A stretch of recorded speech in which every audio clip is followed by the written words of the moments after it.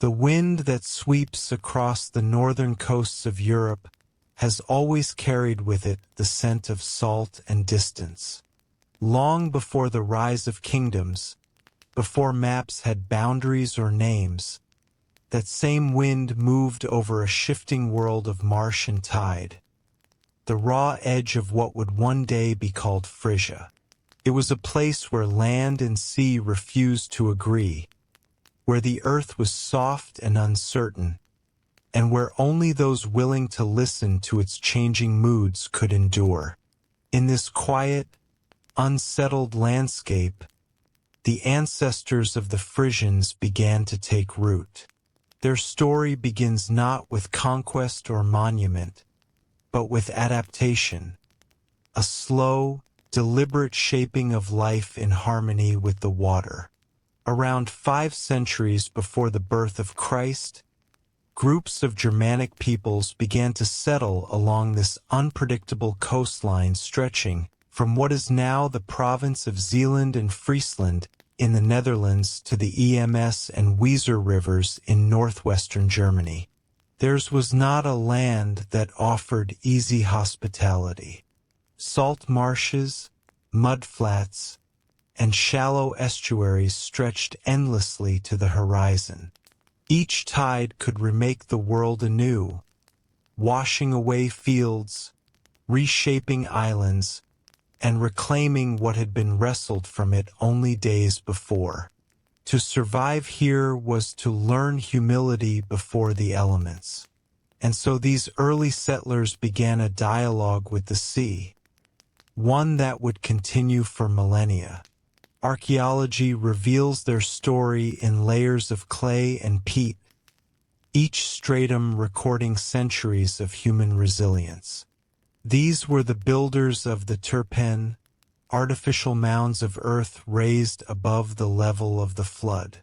Known in some regions as Weirden, they were feats of engineering far beyond what one might expect of an Iron Age people. Each terp began as a modest rise of soil, scarcely tall enough to escape the highest tides. But with each generation came new layers, clay mixed with reeds, peat bound with roots, soil carried basket by basket from the marshlands. Over time these mounds rose higher, steadier, enduring the centuries like living things that grew with the people themselves. The Terpen were not merely shelters. They were the physical embodiment of community, collective achievements that required the labor of all. The young gathered clay, the elders planned the slopes, and families brought their livestock to safety as floods approached. Within these raised islands of earth, entire worlds were contained. Homes with timber frames, byres for cattle, workshops for weaving and pottery, and communal spaces where decisions were made by the firelight. The higher families often occupied the upper rings of the mound, while the humbler dwellings spread around the slopes, a social landscape that mirrored the shape of the earth beneath their feet. Excavations at sites such as Azinge in the Dutch province of Groningen and Feddersen-Weerd in Lower Saxony have allowed archaeologists to trace the rhythm of Frisian life across centuries. There, beneath layers of compacted soil, lie the remains of post holes, hearths, and discarded pottery that whisper of continuous habitation from as early as the 6th century before the Common Era.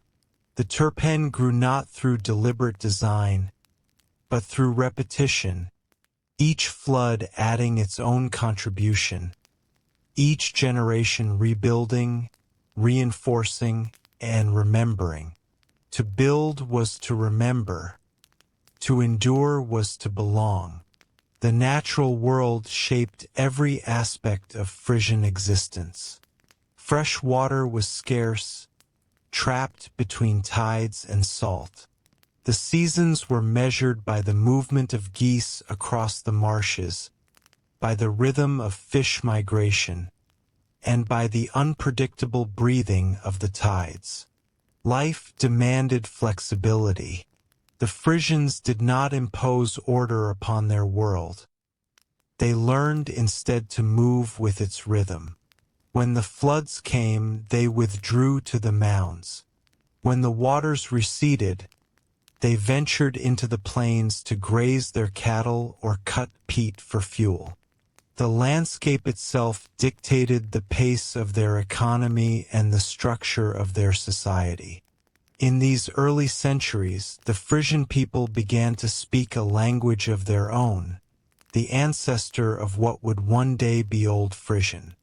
It belonged to the western branch of the great Germanic family, yet it bore sounds that were already distinct, shaped by isolation and long contact with neighboring tribes.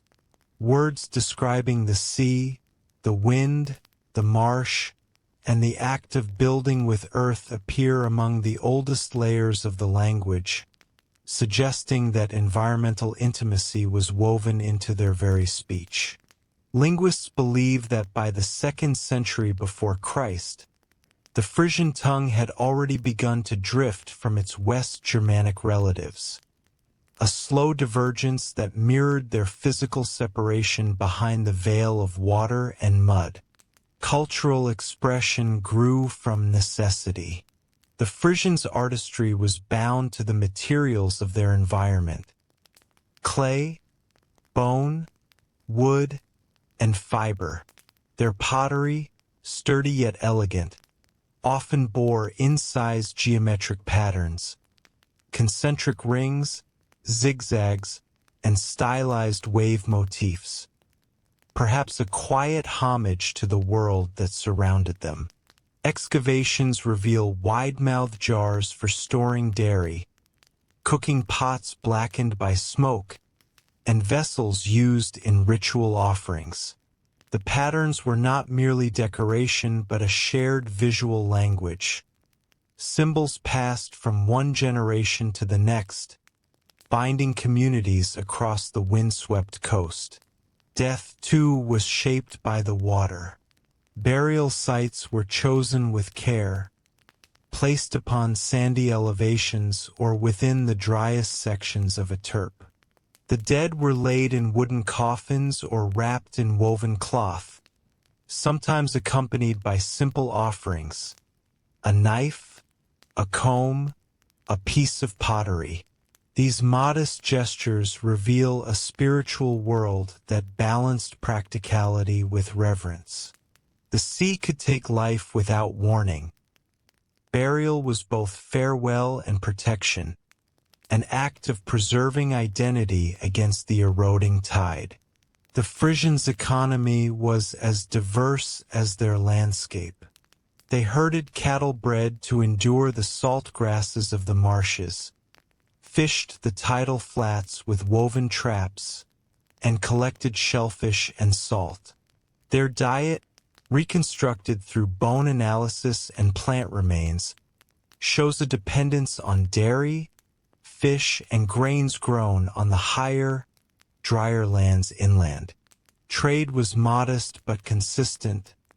Amber, hides, and livestock exchanged along the rivers for metal goods and pottery from neighboring peoples. Over centuries, these interactions stitched the Frisians into the wider fabric of northern Europe, even as their homeland remained remote and difficult to access. Yet beneath the calm rhythm of their daily existence lay an unspoken tension, the constant reminder that all could be lost to a single storm. Archaeological layers record moments of catastrophe, sudden deposits of marine clay that mark great floods, the remains of abandoned settlements swallowed by the sea. Each disaster was met with rebuilding, each loss with renewal. This resilience became the defining trait of the Frisian spirit, a quiet defiance, not against nature, but beside it. By the dawn of the Roman era, the Frisians were no longer a scattered collection of marsh dwellers, but a people with a shared identity, connected by language, craft, and custom. Their world had boundaries of water rather than walls of stone. They possessed no empire, no king, no monuments carved from marble. Yet in their mounds of earth, in the enduring dialogue between human hands and tidal force, they had built something far more lasting. A way of life rooted in patience, balance, and belonging. And so, as the Roman legions began their long march northward toward the misted edges of the known world, they would encounter a people unlike any they had faced before. A people who had made peace with the sea, and who had learned to build not upon domination, but upon endurance. The story of the Frisians, the quiet masters of the marsh, was about to meet the storm of empire. The year was 12 BC when the rhythm of Frisian life, so long tuned to the tides and the seasons, first felt the approach of a new and distant power. To the south, beyond the low dunes and shifting rivers, the Roman Empire extended its reach like the slow advance of a shadow. What had once been stories told by traders, of disciplined legions, of cities built in stone, of rulers who commanded from faraway marble halls, now became the reality at the edge of the Frisian world. Yet the Romans did not come upon a land of wilderness. They came upon a landscape already mastered by those who understood it. The Frisians had, for centuries, created their own order, an order built not on conquest, but on adaptation. The Roman commander Nero Claudius Drusus, stepson of Emperor Augustus, was tasked with securing the empire's northern frontier. His ambitions led him beyond the Rhine, into lands that seemed, to the Roman mind, half land and half sea, a world unsuited for roads, for cavalry, or for the rigid geometry of the legionary camp. From the vantage of Roman discipline, this was chaos. To the Frisians, it was home. When the first Roman scouts entered Frisian territory, their progress was slow. The marsh sucked at their boots. Their armor rusted with salt and damp. They followed narrow tracks that shifted with every rain. The Roman engineers, men who could raise bridges across rivers and aqueducts over valleys, found themselves confounded by the water's restlessness. No line could stay straight for long here. The coast seemed alive, reshaping itself under their gaze. But the Frisians watched from their mounds, the Terpen rising above the flooded plain like islands in a gray-green sea. From those heights they observed the movements of the foreigners with quiet curiosity. They did not rush to arms, nor did they flee. Instead, they waited, measuring the newcomers as they would the tide.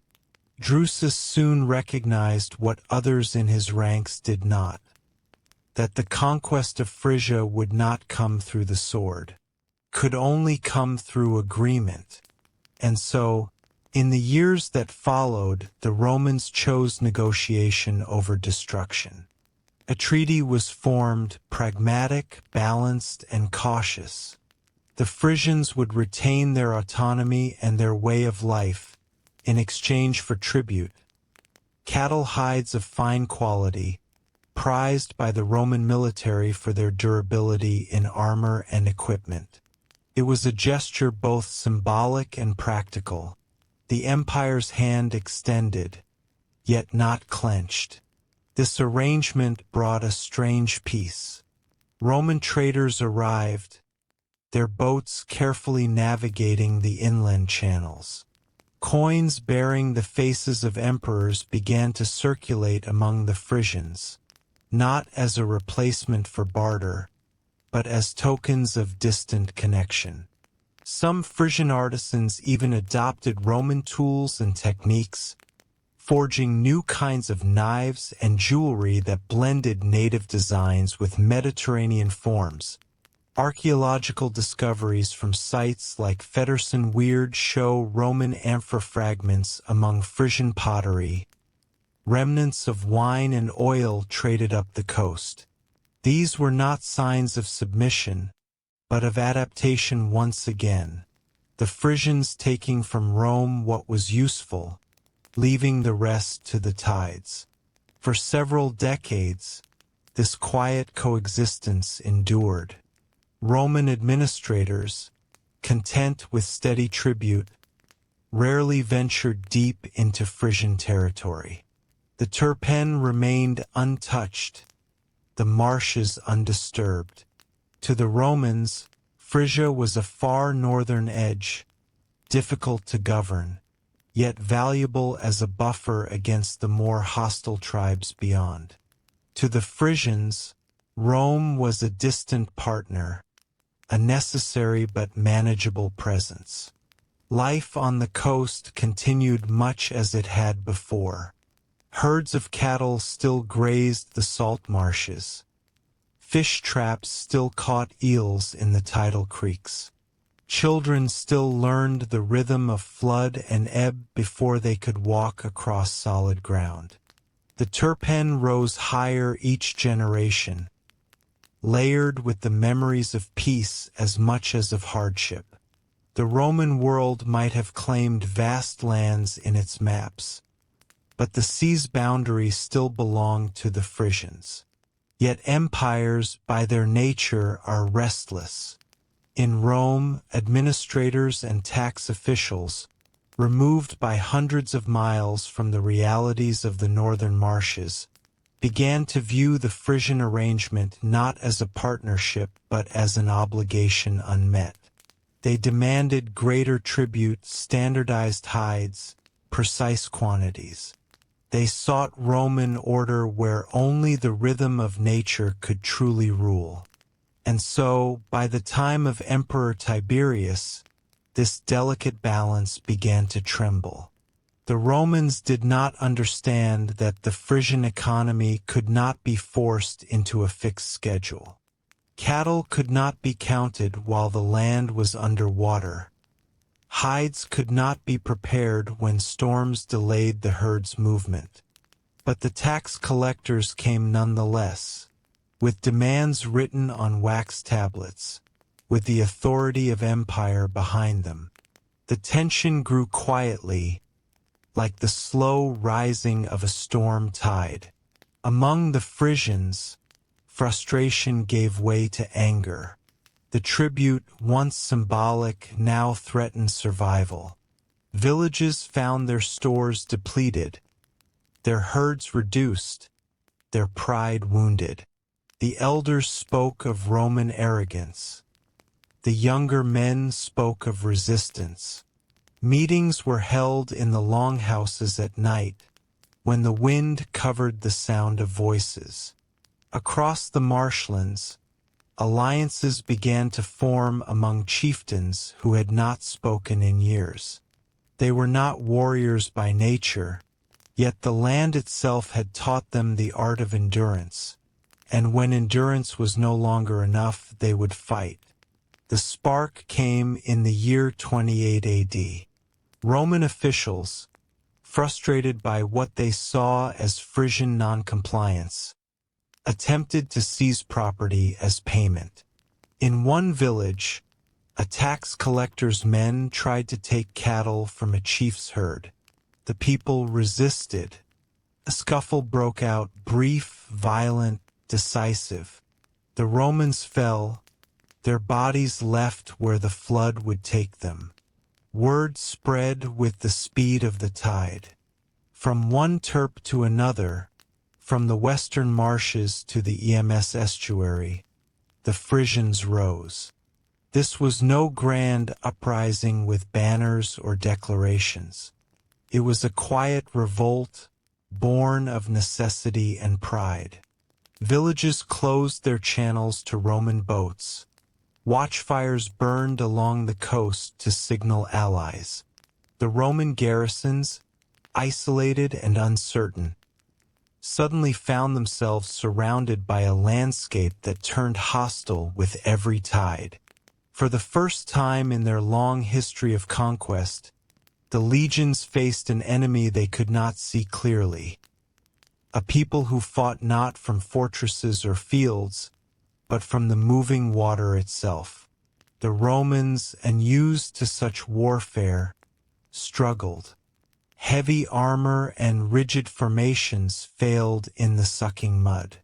The Frisian warriors, light-footed and intimately familiar with every creek and causeway, struck like the tide, retreating before a counterattack could be organized. Their weapons were simple: spears, slings, and small shields of hide. Their greatest weapon, however, was knowledge of when to fight and when to vanish. As the conflict spread, reports reached Roman command posts farther south. The revolt, dismissed at first as a minor disturbance, began to threaten the stability of the entire northern frontier. Legions were dispatched to restore order. One of these expeditions, numbering nearly 900 men, marched into a wooded region known later as Badohenna's Wood. There, the Roman discipline that had conquered half the known world met the quiet cunning of the marshland warriors. In the dense forest, where the ground was soft and the air thick with mist, the Frisians waited. They struck with sudden ferocity, using the terrain to divide the Roman ranks, drawing them into pools of water and hidden channels. What followed was not a battle in the Roman sense, it was a dissolution. Formation collapsed into confusion. Command turned to chaos. By nightfall, the Roman force had ceased to exist. Only silence remained, broken by the whisper of wind through the reeds. The victory at Badohenna's Wood echoed far beyond Frisia. To the Romans, it was a humiliation. To the Frisians, it was vindication. Proof that their quiet way of life could not be bent by distant power. The marsh had defended its people once again. In the years that followed, the empire would not attempt full conquest of Frisia. The memory of those lost legions lingered like a warning written upon the land itself. And so the Frisians remained, poised between worlds, neither fully part of Rome nor entirely apart from it. Their story, though briefly illuminated by rebellion, would sink again into the calm rhythm of the tides, waiting for the next great change that history would bring. After the storm of rebellion faded into the long northern mist, the land itself seemed to breathe again. The marshes resumed their endless cycle of ebb and flow. The Terpen, scarred but unbroken, stood once more as watchful sentinels above the floodplain. The Frisians, hardened now by the trial of war, returned to their quiet labor. They buried their dead, rebuilt their dwellings, and resumed the careful conversation with the sea that had always defined their existence. The Romans did not return in force. They had learned what every Frisian child knew, that this land could not be tamed by armies. The empire's ambition, so often expressed in walls and borders, dissolved here into the soft boundaries of water and wind. Instead of legions, Rome sent traders and emissaries. A new kind of peace settled upon the North Sea coast, not a peace of submission, but one of distance and mutual regard. In this interval, the Frisians deepened the quiet complexity of their culture. The decades following the revolt brought a subtle transformation, not of conquest but of refinement. Freed from imperial oversight, Frisian communities flourished in the relative isolation that was their natural strength. Their settlements expanded not outward, but upward. Generations continued the slow work of raising the Terpen, layering clay and peat to keep pace with the ever-shifting tides. Each new layer was both architecture and archive, a living record of survival. Archaeological traces from this era show increasing sophistication in the layout of these elevated villages. Houses were aligned along circular streets, their walls built from wattle and daub, their roofs thatched with reed. Beneath the floors, drainage ditches channeled excess water away, while storage pits preserved food and tools through the long, damp winters. Domestic life revolved around the hearth, the single unchanging center in a world defined by change. Around it, families gathered not only for warmth, but for the telling of stories, the transmission of memory. Craftsmanship, too, grew more intricate. Frisian artisans perfected their pottery, producing vessels with thinner walls and more consistent firing. Decorative motifs evolved from simple geometric lines to patterns inspired by nature. Spirals resembling whirlpools, curved lines like the flight of geese across the marsh sky. Metalwork, though limited by local resources, displayed similar care. Small bronze ornaments, clasps, and brooches fashioned with an eye for both function and beauty. Trade, modest at first, began to widen again. The Frisians were not isolationists. They were navigators of opportunity. Their flat-bottomed boats, known to later chroniclers as punts, became the lifeline of the coastal economy. Constructed from planks of oak sealed with pitch, these vessels moved easily through the shallow estuaries and tidal creeks where deeper Roman ships could not venture. With them, Frisian merchants carried goods across the narrow sea to Britain, or eastward toward the Elbe, where Saxon tribes maintained markets along the riverbanks. The evidence of such contact appears in the material record: fragments of foreign pottery, iron tools, and glass beads reaching Frisian shores. But these were not simply items of trade. They were fragments of connection, evidence that even at the edges of the known world, cultures breathed together across the water. Yet the Frisians' identity remained distinct. Their art, their language, their customs, all spoke of a people defined by equilibrium rather than expansion. Their prosperity was measured not in conquest, but in continuity. Where others built fortresses, the Frisians built trust within their kin groups. Where others marked their borders with walls, the Frisians measured belonging by the reach of the tide. Social organization followed this natural logic. Authority rested not in a single ruler but in the collective wisdom of chieftains and elders. Each community or terp governed its own affairs, bound together by shared customs rather than imposed law. The chieftain's power came not from decree but from reputation, from the respect earned through generosity, fairness, and the ability to protect the people in times of flood or famine. Disputes were settled by council, with outcomes guided as much by consensus as by precedent. This decentralized order, fluid and resilient, mirrored the very landscape in which it arose.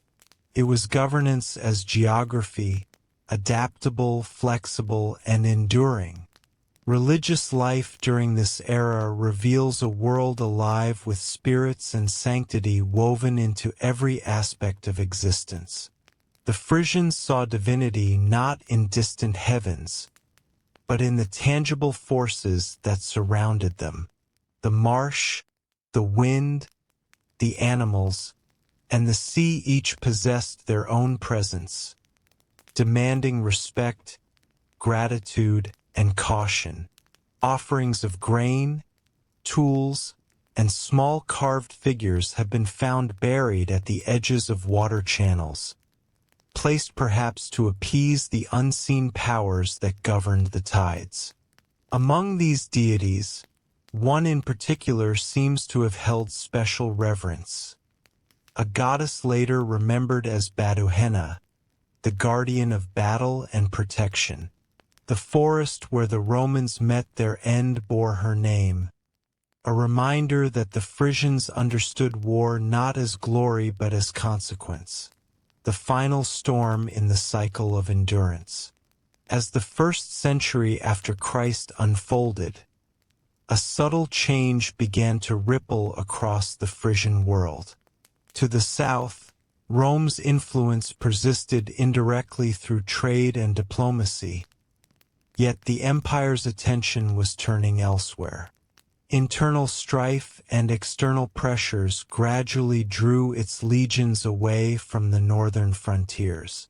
For the Frisians, this withdrawal marked both opportunity and uncertainty.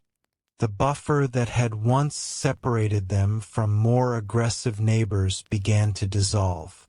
From the east, the Saxons grew stronger. Their migrations pressed westward, drawn by the promise of open land and access to the sea. To the south, the Franks were rising, a confederation of tribes whose power would, in time, reshape the entire landscape of Europe. Between these forces, the Frisians maintained their independence through prudence and geography. Their land, difficult to cross and harder still to hold, remained both refuge and fortress. The Roman world, meanwhile, began to fade like a tide going out. Coins became rarer in the archaeological record. Imported goods dwindled.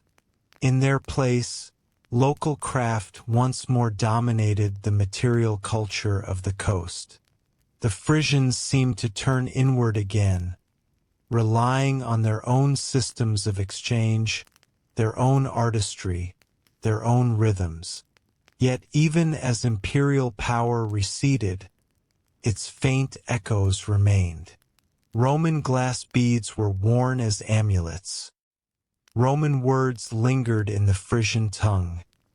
Roman techniques persisted in architecture and farming. Civilization, once imposed by empire, had been quietly absorbed, adapted to fit the contours of the marsh. The centuries that followed the Roman withdrawal would not be easy ones. The climate grew harsher.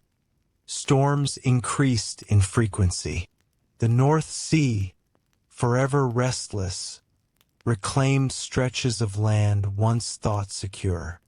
Entire settlements disappeared beneath its advance, remembered only in the names of vanished islands and submerged fields. But the Frisians did not abandon their home. Instead, they learned anew to build higher, to drain deeper, to trust once more in collective strength. By the 3rd century, Frisia stood at a threshold, no longer within Rome's orbit, yet not fully part of the new Germanic order rising across Europe. Its people remained distinct, their culture intact, their resilience unbroken. They were a nation without walls, bound together not by conquest but by the shared experience of surviving where others could not. In the centuries to come, their quiet persistence would bring them into contact once more with powers greater and more ambitious. First the Franks, then the tides of Christianity, and eventually the mercantile currents of the early medieval world. But for now, as the 3rd century dawned, the Frisians stood alone beneath the vast northern sky, patient, enduring, and watchful, as they had always been.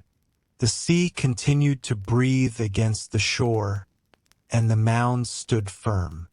Time, as always in Frisia, moved with the rhythm of the tide. By the 4th century, the Roman world that had once seemed eternal began to dissolve like silt carried away on the tide.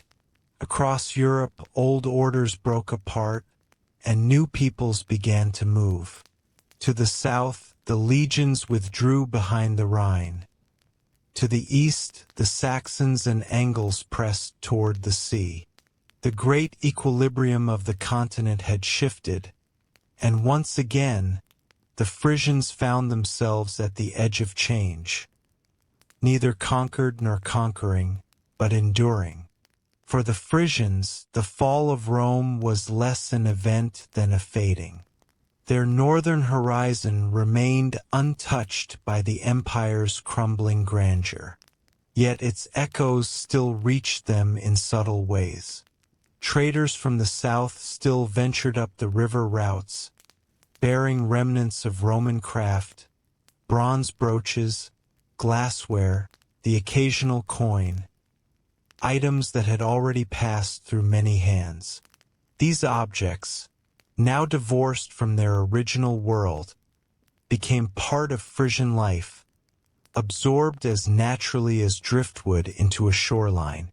But while the empire's departure spared them the chaos that engulfed much of Europe, the Frisians faced a different kind of struggle, one not of armies, but of nature itself. The North Sea, ever restless, began to rise and fall with new violence. Storm surges struck the coast with increasing ferocity. Rivers shifted their courses, cutting new paths through the marshlands. Archaeological layers from this period show evidence of great floods, entire settlements abandoned or rebuilt at higher elevations. In these centuries, the Terpen reached their mature form. Some grew to heights of 10 meters, their foundations strengthened by generations of labor. New techniques of drainage and embankment appeared, the precursors of the great dike systems that would one day define the Netherlands. The people had learned, through centuries of necessity, how to shape their environment without defying it.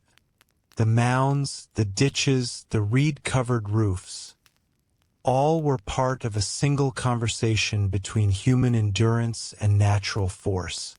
It was during this era of environmental challenge that the Frisian identity deepened into something enduring. Each village, each mound, became a world unto itself, self-sufficient yet connected through the intricate network of waterways that laced the land. Boats replaced roads. Channels became the arteries of daily life. The sound of oars on shallow water was as familiar as the wind across the fields. From early spring until the onset of winter, trade and communication flowed along these channels, not in caravans or armies, but in small vessels laden with fish, hides, and grain. The Frisian skill as sailors began here, born not from the open sea but from the labyrinth of inland water. Their craft were designed for subtlety, with flat bottoms and flexible hulls that could ride both flood and ebb. These humble vessels would, in centuries to come, carry them far beyond their marshes, to England, to Denmark, and into the wide North Sea. But their first journeys remained close to home, between Terpen, between kin. Society itself reflected this balance of independence and cooperation. Chieftains still guided their local communities, chosen for their wisdom and generosity rather than hereditary right. Their authority, though respected, was bound by the expectations of the free farmers, the Frlingas, who formed the backbone of Frisian life. Each man, in principle, was free, answerable to no master beyond his own land and the shared customs of his people. This notion of freedom, quiet, practical, deeply ingrained, would persist through the ages as the essence of Frisian identity. They called it Friske Vrijheid, the Frisian freedom, a concept not yet written into law but already lived in practice. It was a freedom of self-governance, of mutual respect, and of communal responsibility. It would become, in time, their proudest inheritance. While the Romans faded, new powers began to rise on the mainland. The Franks to the south were consolidating under a loose confederation of tribal kings. The Saxons to the east, cousins in language and culture, were expanding toward the coast. The Frisians found themselves once again between two worlds, the marsh and the mainland, the sea and the continent. Trade connected them with both, and yet their geography made them resistant to domination by either. Their land was both shield and boundary, a place that could not easily be entered or held. Culturally, the 4th and 5th centuries were a time of subtle transformation. Burial customs changed, reflecting evolving spiritual beliefs. In older times, cremation had been common. Now, inhumation, the burial of the body intact, became widespread, perhaps influenced by contact with Christian traders from the south. The graves from this era tell quiet stories. Iron knives placed beside the dead, amber beads, and occasionally imported objects that hint at long-distance exchange. The care with which these burials were arranged suggests a deep continuity of reverence, an unbroken thread of respect for life and its passing. The arrival of Christianity into the Frisian world was not yet a conversion, more a whisper carried northward along the rivers. Traders spoke of a single God, of saints and relics, of lands where stone churches stood in place of wooden shrines. The Frisians listened, but their own faith remained bound to the landscape. The marsh spirits, the wind gods, the protectors of cattle and sea. These were the deities who had seen them through centuries of flood and famine. Change, when it came, would come slowly. Despite their isolation, the Frisians were not untouched by the migrations that reshaped northern Europe. During the 5th century, when Angles and Saxons began their great movement toward Britain, some groups from Frisian territories likely joined them. Archaeological parallels between early English settlements and Frisian artifacts, particularly pottery styles and brooch types, suggest close ties. The sea, rather than dividing them, united the peoples of the north. It was not unusual for a Frisian ship to sail east to the Danish coast or west toward the new settlements in Kent. Across these waters, language and culture flowed freely, maintaining a northern kinship even as kingdoms rose and fell elsewhere. Within Frisia itself, the population seems to have concentrated along the coastal ridges where the land was more stable. Farming became more diversified, with evidence of barley, rye, and flax cultivation, alongside continued cattle herding and fishing. The Frisians developed new tools, iron plowshares, scythes, and harrows, that reflected a gradual shift toward more efficient agriculture. Yet their economy remained fundamentally adaptive, shaped by the cycles of water and soil. By the late 5th century, the Frisians had become skilled intermediaries between worlds. They traded with the Saxons, the Danes, and the early Franks, exchanging fish, salt, and hides for metal goods and textiles. Their boats ventured farther, and their reputation as traders began to take hold. A reputation that would, in later centuries, make them central players in the maritime commerce of medieval Europe. And yet, for all these outward changes, the essence of Frisian life remained remarkably constant. In the quiet evenings, when the wind softened and the last light caught the thatched roofs of the Terpen, families still gathered by the hearth. They still told stories of their ancestors, of the sea's power and the courage required to live beside it. The children learned early to respect both flood and flame, to tend cattle, to mend boats, to listen for the signs of weather that could change everything in a single night. If the Frisians had a religion, it was endurance. Their faith was not written in scriptures but lived in the rhythm of labor, in the raising of mounds, in the steady hands that built where others fled. Theirs was a civilization without monument, yet their very survival was monument enough.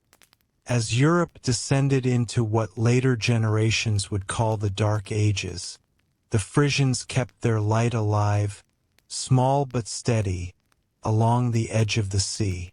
Their land was uncertain, their history unwritten, but their way of life, humble, resilient, and free, endured where empires had fallen.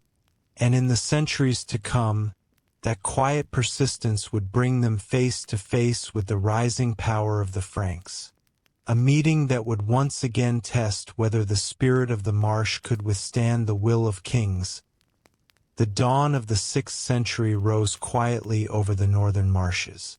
The Roman world had long since dissolved into legend, and new kingdoms were taking shape across the ruins of Europe. Yet in the low, tidal lands of the North Sea coast, the Frisians remained as they had always been, a people of the threshold, living between water and land, between the familiar and the foreign. Their history moved not in sudden leaps, but in tides, slow, cyclical, and enduring. The centuries of isolation had tempered them. What to others might have seemed hardship had become to the Frisians a way of life, an intimacy with the elements that demanded both humility and ingenuity. Their mounds, their boats, their careful systems of drainage and cooperation, all were born of necessity, but also of wisdom.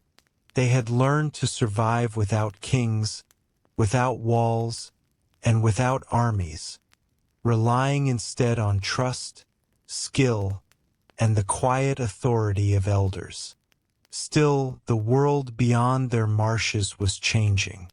To the south, the Franks were rising under the leadership of the Merovingian dynasty, descendants of the warlord Clovis, who had united the Frankish tribes and embraced Christianity.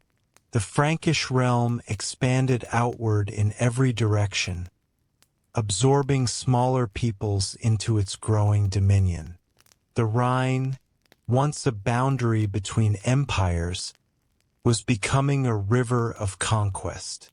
To the east, the Saxons were consolidating as well, their migrations having reshaped the coasts of both Europe and Britain. The Frisians, caught between these two forces, began to experience the first ripples of political pressure. At first it was indirect, tribute demanded, alliances proposed, trade controlled.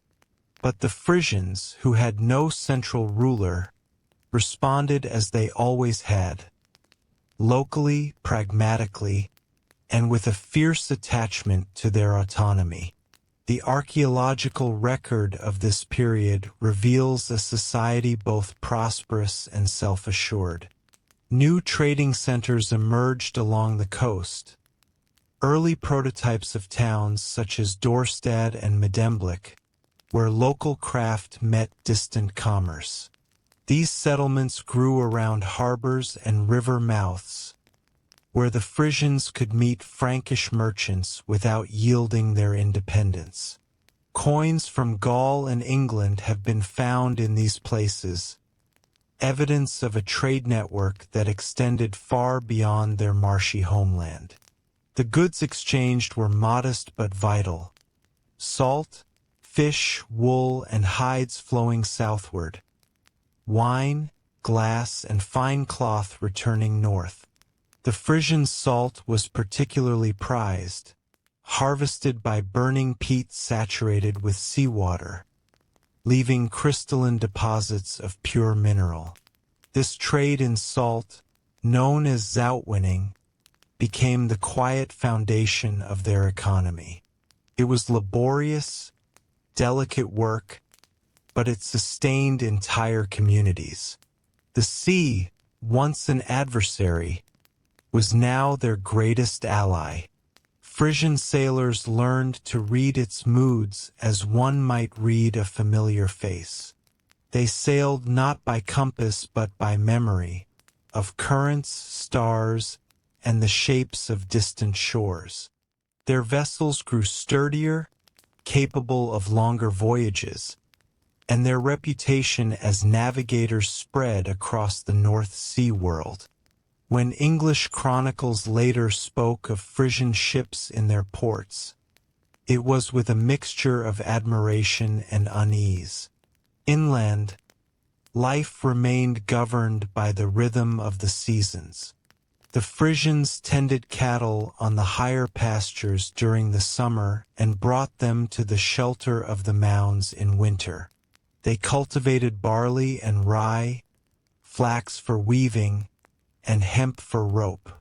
Their homes were long, low structures, wooden frames packed with clay, their roofs steeply pitched against rain. Within, the air smelled of smoke, peat, and wool.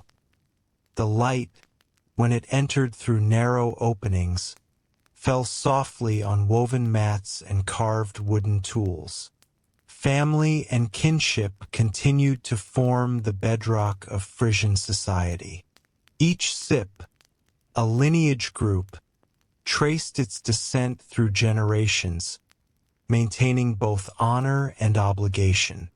Marriage was as much alliance as affection, binding Terpen into networks of mutual defense and exchange. The chieftain's hall remained the center of community life, a place for feasting, for judgment, for the retelling of the old stories that gave the people their sense of belonging. Religion still followed the ancient rhythms of the natural world.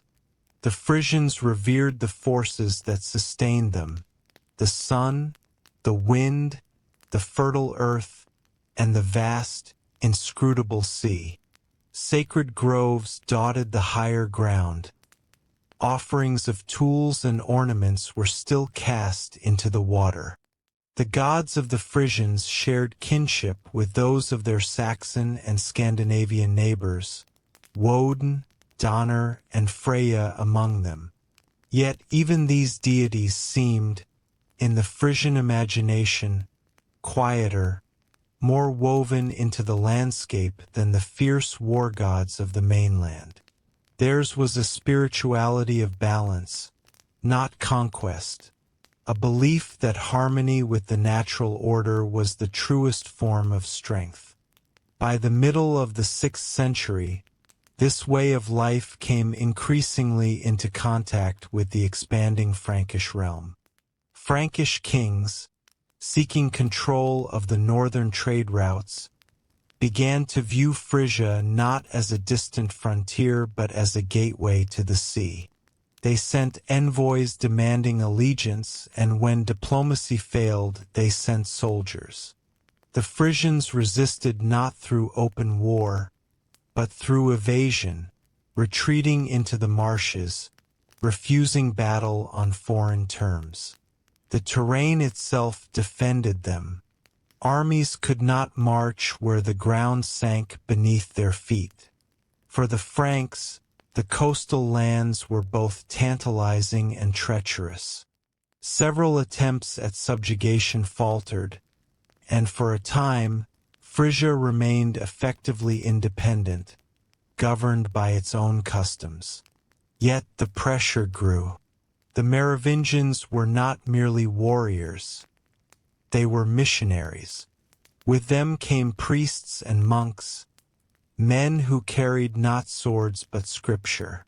The first Christian missions to the Frisian lands began tentatively, often traveling under Frankish protection. They found polite listeners but few converts. To the Frisians, the Christian God was powerful but distant. He belonged to kings and cities, not to the sea or the soil. And yet, the quiet persistence of these missionaries would, in time, reshape the spiritual map of the North.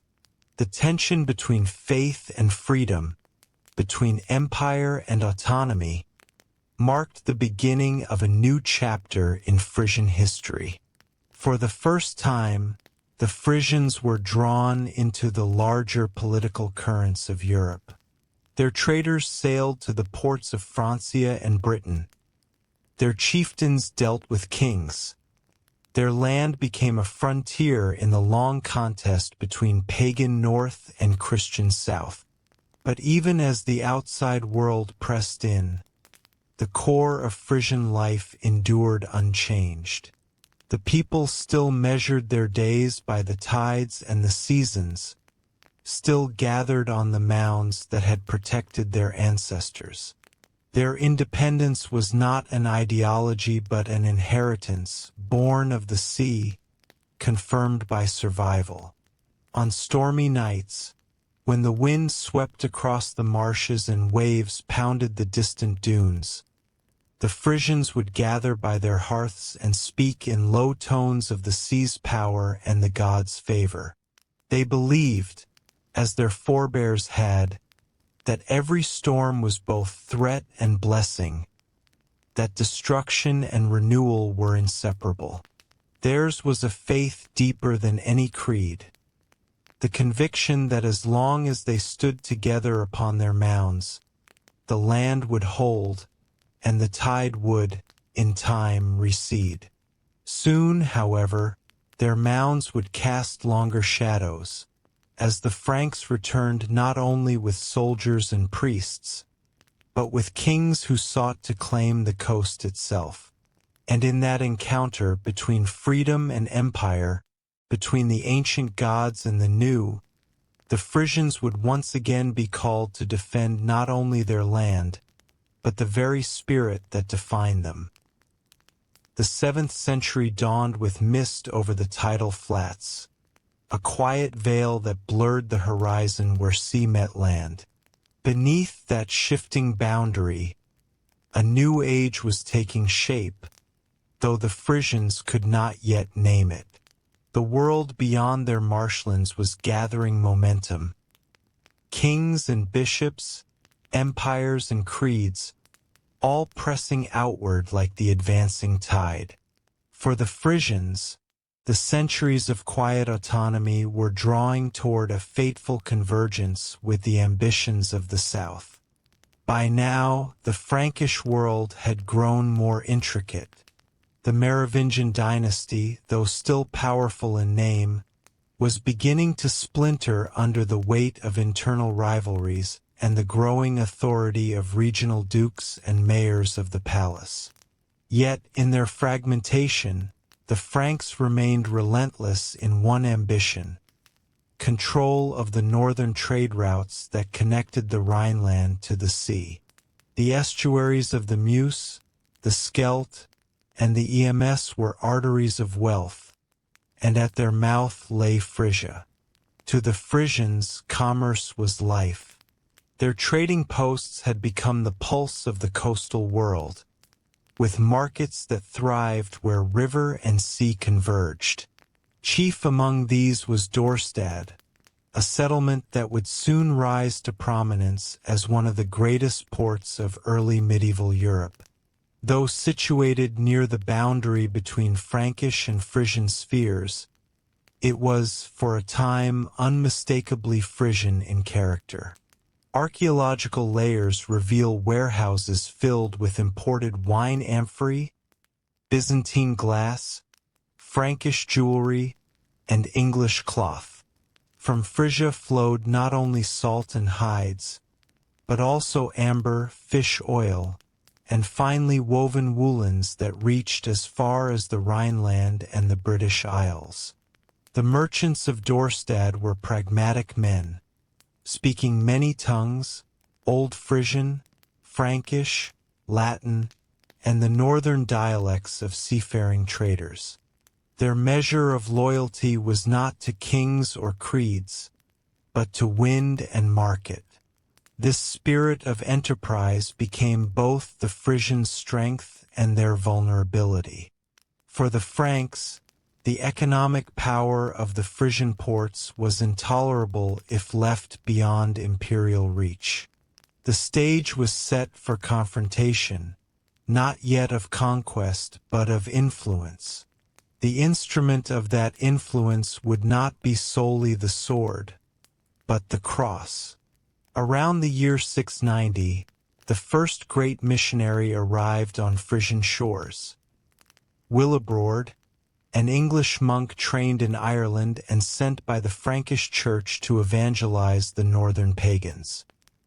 He came with a small band of followers, carrying not only relics but the blessing of the Frankish ruler, Pippin of Herstal. To Willibrord, the Frisian coast appeared both wondrous and forbidding, a landscape that breathed with the sea itself, shifting and alive. The people were hardy, dignified, and skeptical. They listened to his words with courtesy, yet held fast to their old faith. The Frisians worshipped not in temples but in groves, before stones, and on the open heath.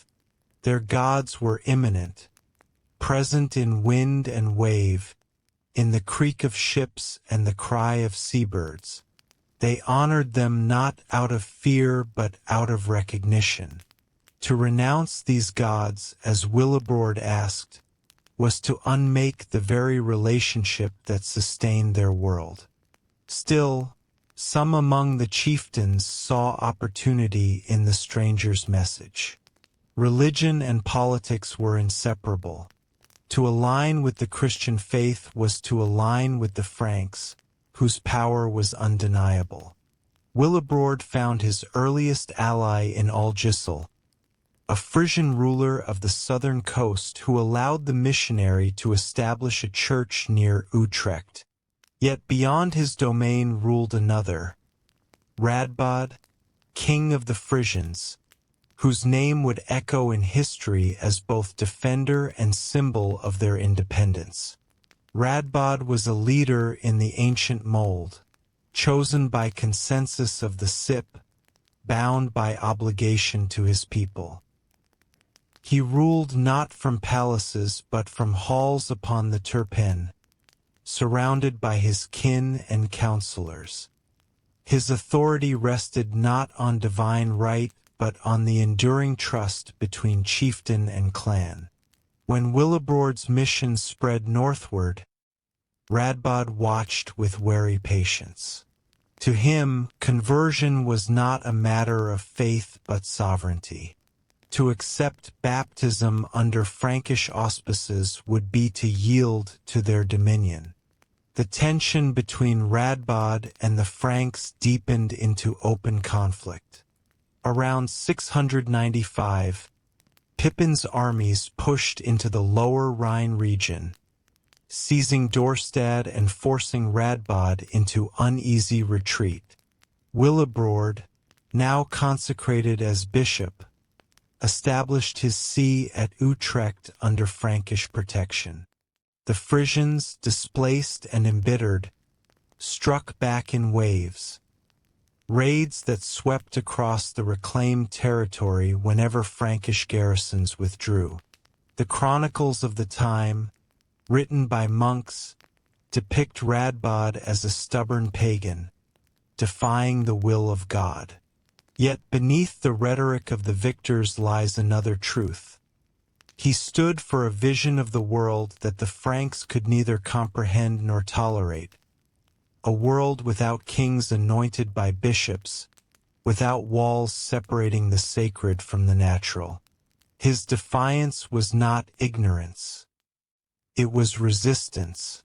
One story, repeated through centuries, tells that Radbod once stood upon the threshold of baptism. The priest had raised his hand, the ritual words spoken, when Radbod asked a question, "Where are my ancestors, those who died before this faith came?" The priest answered that they were lost, condemned to the darkness beyond salvation.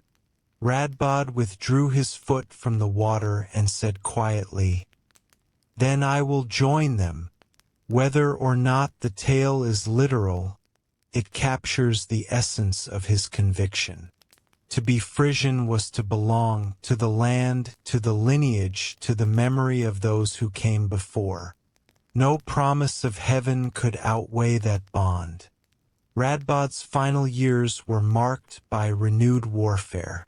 The Frisians rallied under his leadership, reclaiming much of their lost territory. The rivers once again ran with their ships, striking at Frankish outposts and reclaiming Dorstad. But the balance was shifting. Pippin's successor, Charles Martel, a warrior of formidable resolve, reorganized the Frankish military into a force of disciplined cavalry. Against this new power, the scattered Frisian warriors could not prevail indefinitely. When Radbod died around 719, he left behind not a kingdom, but a legacy of defiance that would outlive his name. The Frisians, though eventually subdued, preserved their language, their laws, and their sense of identity. Even as the Frankish Church extended its influence across the north, the spirit of the old beliefs lingered in the villages and among the seafaring clans. Crosses rose beside sacred groves. Churches were built atop mounds that had once held idols. For the missionaries, conversion was triumph. For the Frisians, it was transformation, not an end, but a merging of old and new. The same people who once invoked Woden and Freya would, in time, invoke Christ and Mary, yet still with the same reverence for wind and tide. Faith, for them, was never submission but adaptation. As the 8th century approached, the Frisians found themselves drawn deeper into the web of Carolingian power. The sons of Pippin and Charles would carry forward the empire's ambition, and soon, under the banner of Charlemagne himself, the last chapters of Frisian independence would be written. But in that twilight between pagan freedom and Christian order, the Frisians stood as they had for centuries, resilient, pragmatic, and unbroken, their lives shaped by the rhythm of the sea and the memory of their ancestors. The tide was turning once more. The 8th century began with the scent of salt and peat upon the wind, the marshes glimmering beneath a pale sun. Across the vast sweep of northern Europe, new powers were stirring. In the heartlands of the Frankish realm, Charles Martel, the Hammer, had consolidated his control, welding together a fractured kingdom through military discipline and faith in divine destiny. His campaigns had repelled the Saracens at Tours and subdued rebellious dukes across Gaul. Yet his gaze did not rest solely on the south. Beyond the Rhine, across the shifting channels and tidal plains, lay the Frisians, a proud, independent people who had never bowed fully to Frankish authority. To the Franks, Frisia remained both obstacle and opportunity, a gateway to the North Sea, a corridor to trade, and a frontier of faith. To the Frisians, the encroaching empire represented a new form of conquest, one that came as often through priests as through soldiers. After Radbod's death, the political landscape of Frisia fractured. Without his unifying leadership, the coastal chieftains reverted to their traditional local autonomy. Some sought alliance with the Franks, accepting baptism and titles in exchange for protection and trade privileges. Others remained defiantly pagan, continuing the rituals of their ancestors and resisting all foreign interference. This division between the Christianized South and the pagan North would shape Frisian history for generations. Charles Martel understood the importance of winning hearts as much as territory. He supported renewed missionary efforts, commissioning men of learning and conviction to travel among the northern peoples. Among these were the Anglo-Saxon missionaries, Willibrord's successors, who brought not only the gospel but also a sense of cultural connection between the English and the continental Germanic peoples. Chief among them was Boniface, a man of quiet determination whose path would cross the Frisians' destiny in profound ways. Boniface, born in Wessex and trained in the monasteries of Nursling, had come to see his mission as a calling to bring order and faith to the still pagan frontiers of Europe. His journeys took him through the heart of the Frankish lands and eventually to the Frisian coast. He came not as a conqueror, but as a teacher, though he was accompanied by the silent weight of Frankish power. The Frisians, ever perceptive, saw the dual nature of his mission. Faith intertwined with politics, salvation with submission. The chronicles tell of Boniface's early attempts to convert the northern Frisians ending in frustration. The people of the marshes, steadfast in their ancestral ways, received his words with courtesy but not conviction. Their gods had watched over them through flood and famine. They saw no reason to abandon them for a faith that seemed foreign and hierarchical. Boniface withdrew, turning his efforts eastward among the Hessians and Thuringians, but the Frisian question remained unresolved. Meanwhile, Charles Martel's military campaigns reshaped the geography of power.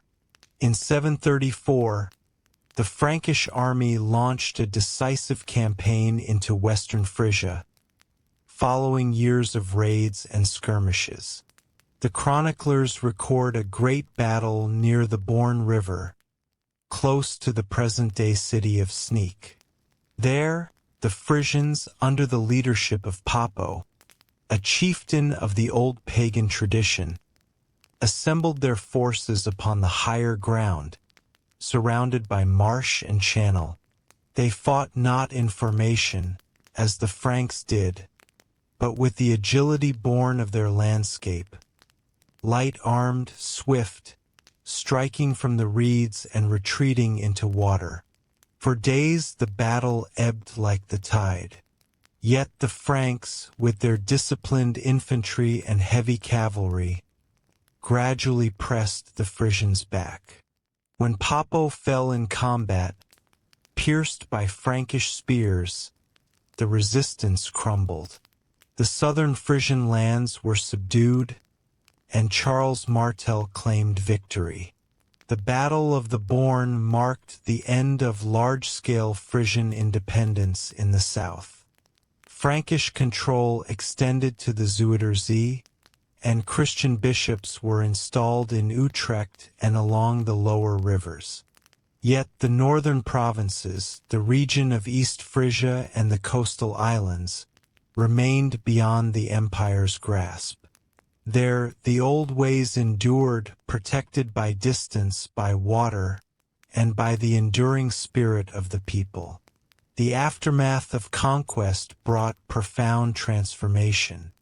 The Frankish administrators introduced new systems of tribute and law, replacing local assemblies with counts appointed by the king. Churches rose where sacred groves had stood, their bells ringing across the marshes as symbols of a new order. Yet even within these walls, the old faith lingered, in the rhythm of speech, in the festivals aligned with the turning of the year, in the whispered charms and blessings passed from mother to child. Boniface returned to Frisia in 754, an old man now, still driven by his vision of salvation for the pagan north. He traveled to the region near Dockham, where he hoped to gather converts. Instead, he met his death. Accounts differ, but all agree that a band of Frisian warriors, hostile to his mission, fell upon his party at dawn. Boniface, refusing to fight, raised his gospel book to ward off the blows. It was struck from his hands, and he fell, the missionary martyr slain by the people he sought to redeem. The death of Boniface echoed throughout Christendom. To the Franks, it was proof of the Frisians' stubborn heat-Henry. To later generations, it would mark the final clash between the old gods and the new. Yet among the Frisians themselves, his death was not celebrated, nor wholly condemned. They understood it as the tragic consequence of two worlds meeting without comprehension, the unyielding faith of the stranger, and the unyielding pride of the land. In the decades that followed, Charlemagne, grandson of Charles Martel, rose to unify the Frankish realm and extend it into empire. His armies would return to the north with renewed purpose, determined to bring the remaining Frisian and Saxon territories under both political and spiritual dominion. Under his reign, the process of Christianization became inseparable from imperial expansion. For the Frisians, this was a time of transformation, but also of continuity.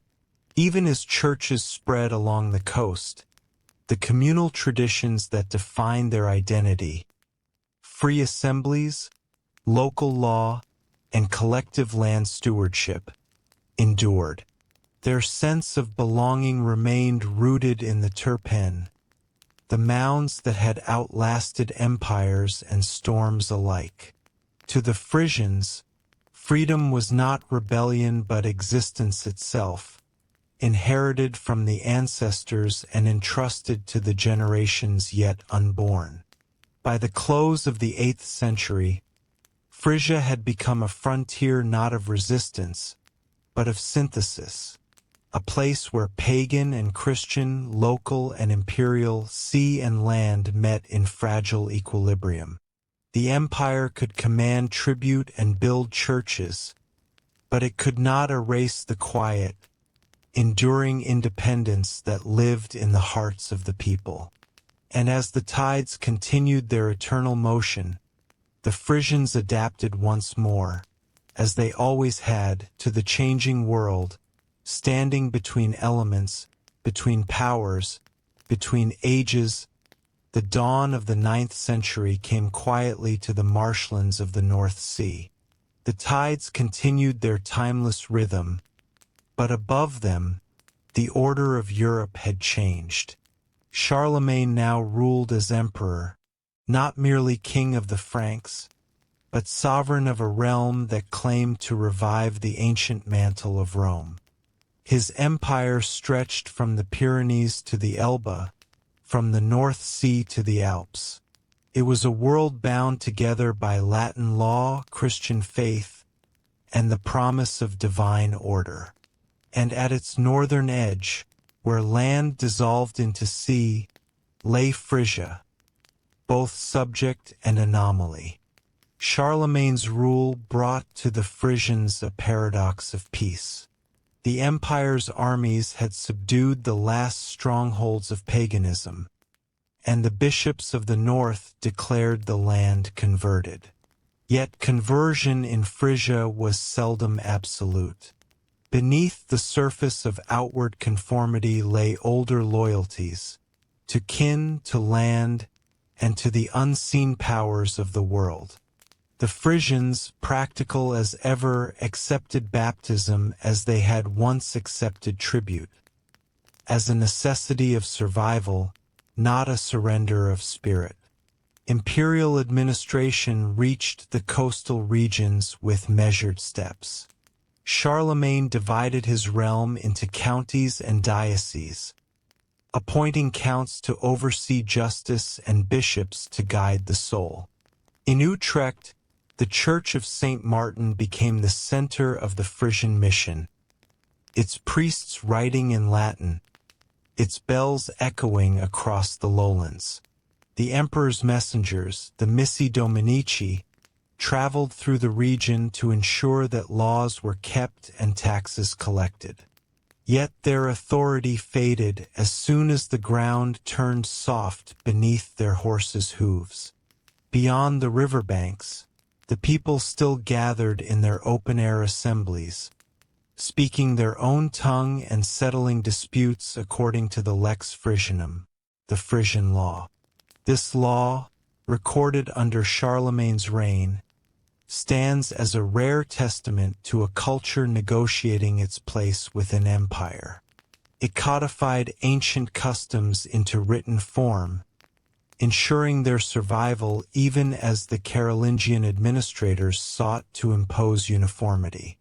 The Lex recognized distinctions between regions, the coastal districts, the central clay lands, and the sandy inland territories, each with its own traditions and fines.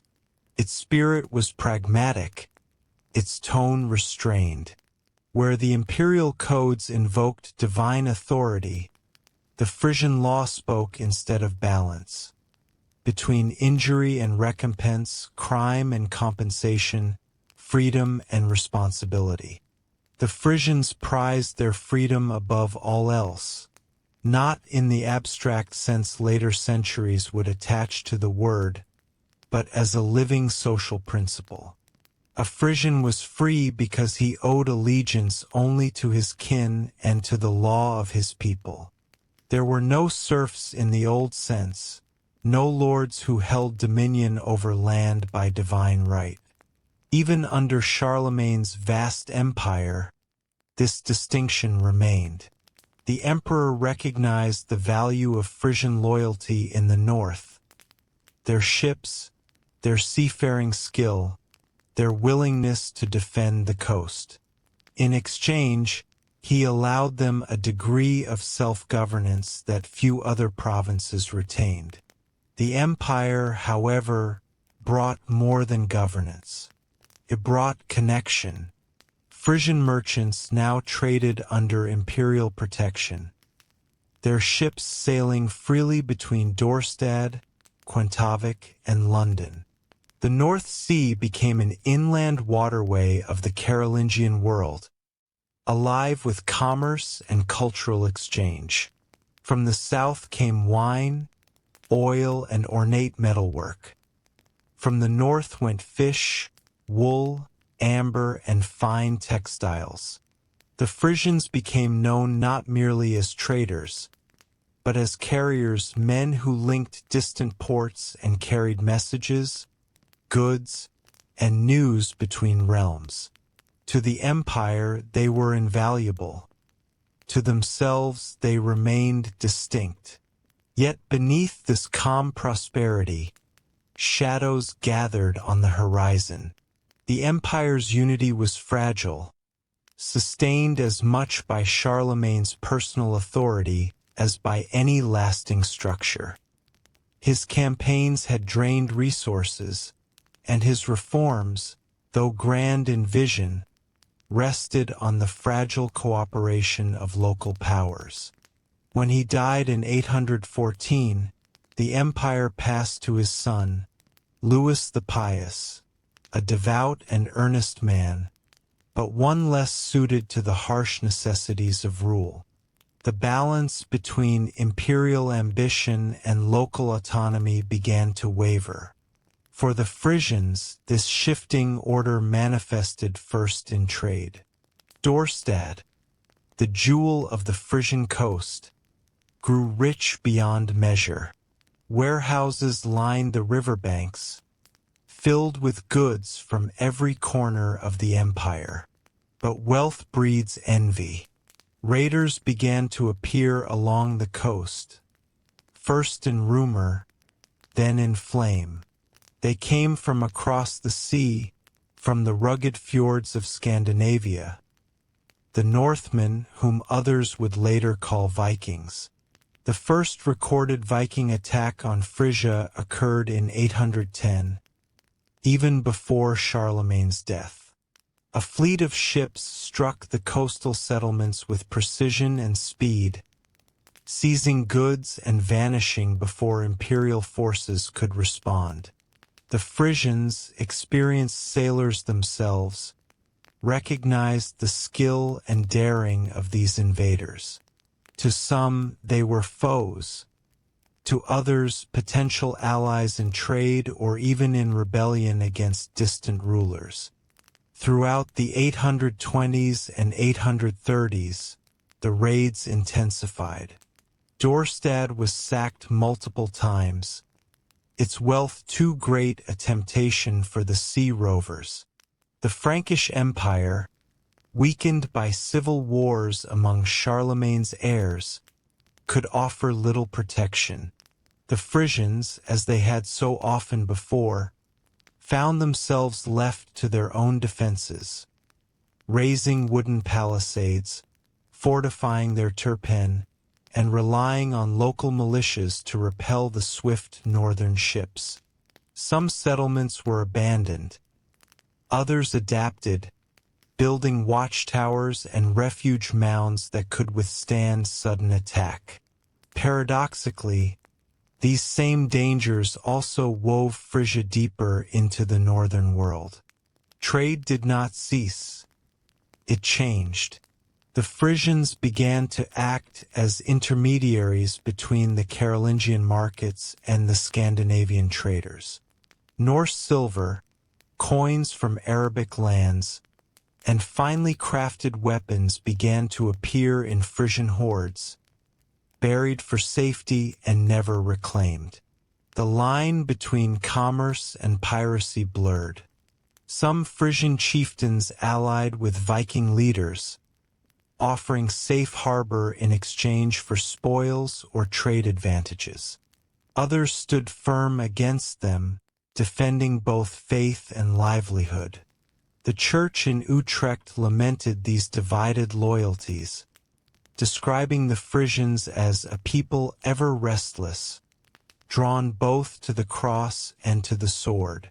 Yet this restlessness was their strength, the same adaptability that had allowed their ancestors to master the marshes now allowed them to navigate a world of shifting alliances and perilous opportunity.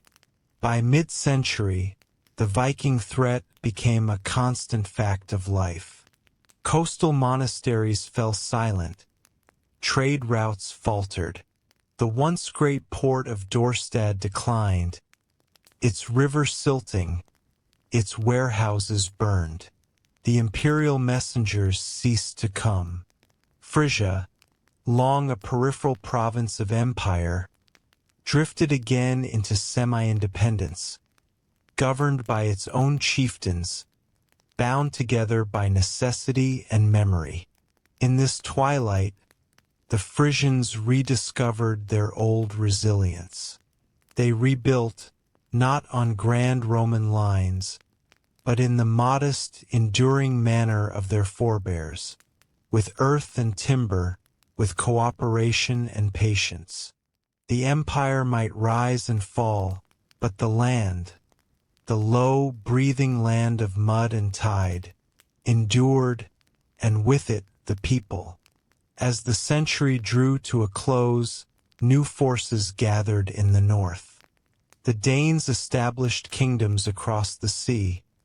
The Norse settled in Ireland and the British Isles, and the world of the Frisians became one of constant movement, of ships, silver, and stories crossing the gray waters. Their language spread among traders and sailors, becoming the lingua franca of the North Sea, a quiet testament to a people whose influence outlasted every conqueror. The empire had sought to make them subjects. History had made them survivors. The 10th century opened with an uneasy stillness over the Frisian coast. The storms of the Viking Age had not entirely passed, but they had changed in character. What had once been chaos, swift raids and burning settlements, now began to settle into a kind of grim order. Across the North Sea world, the descendants of raiders were becoming rulers. The Danes and Norse had founded kingdoms in York, in Dublin, and in Normandy. Power, like the tides, had shifted but not receded. For Frisia, this was a time of quiet transformation. The old Carolingian Empire was gone, fractured into competing realms that claimed descent from Charlemagne's line but shared little of his unity. The coastal territories found themselves caught between new powers, the kings of the East Franks to the south, the emerging Saxon dynasty in the east, and the seaborne Danes to the north. Each sought to draw the Frisians into its orbit. Each underestimated their stubborn autonomy. The landscape itself bore witness to continuity amid change. The Terpen still rose from the plains, mounded islands of habitation surrounded by fields of sedge and reed. Over centuries, these mounds had fused with the earth, their layered foundations holding the bones of ancestors, fragments of pottery, and the charred timbers of forgotten houses. Villages clustered along creeks that shifted course with every generation. Wooden walkways spanned the marshes, linking homesteads to higher ground. The people still measured time by tide and season rather than by the emperor's calendar. Yet the world was becoming more connected, and with connection came faith, not the pragmatic Christianity of the Carolingian missionaries, but a deeper, more inward form. Monasteries began to appear again on the safer inland fringes, rebuilt with stone and lime rather than wood and thatch. The abbeys of Fulda and Werden sent monks to the northern provinces, bringing with them books, liturgical music, and the Latin art of memory. The new evangelization was less coercive than that of the 8th century. It came not by the sword, but by the word. The monks learned the local tongue, recorded land grants and laws, and spoke of the soul's quiet endurance amid the uncertainty of worldly change. In return, the Frisians offered something rare to the clerical world, an unbroken tradition of practical knowledge. They taught the monks how to read the land, how to build dikes and manage the unpredictable rhythm of the sea. The monasteries became centers not only of prayer but of engineering. Wooden sluices and drainage channels, designed to reclaim the salt marshes, appeared first around the monastic estates and then spread outward to the villages.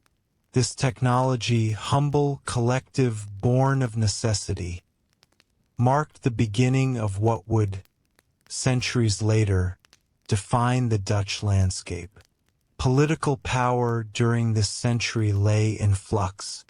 The Saxon kings of the newly rising Holy Roman Empire, first Henry the Fowler, then his son Otto I, sought to restore order along the empire's northern frontier.